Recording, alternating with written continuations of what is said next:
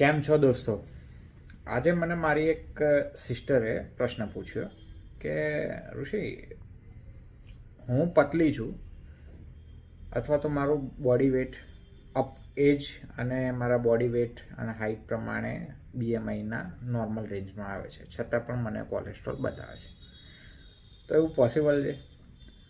તો મિત્રો, ઘણા બધા વ્યક્તિઓને આ પ્રશ્ન હશે કે કોલેસ્ટ્રોલ તો કે જાડિયા લોકોને થાય અથવા તો સ્થૂળ વ્યક્તિઓને થાય, મેદસ્વી વ્યક્તિઓને થાય. તો ના, એવું નથી.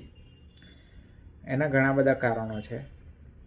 મોસ્ટલી તમારી એજ, તમારા hormonal changes, thyroid, familial history, strong familial history, diabetes, જોડે બ્લડ પ્રેશરની બીમારી હોય, કોઈ તમારી હેબિટ્સ હોય, તમારું ખાવા પીવાનું, સ્ટ્રેસ, આ બધા જ ફેક્ટર છે જે એકબીજા સાથે સંકળાયેલા છે.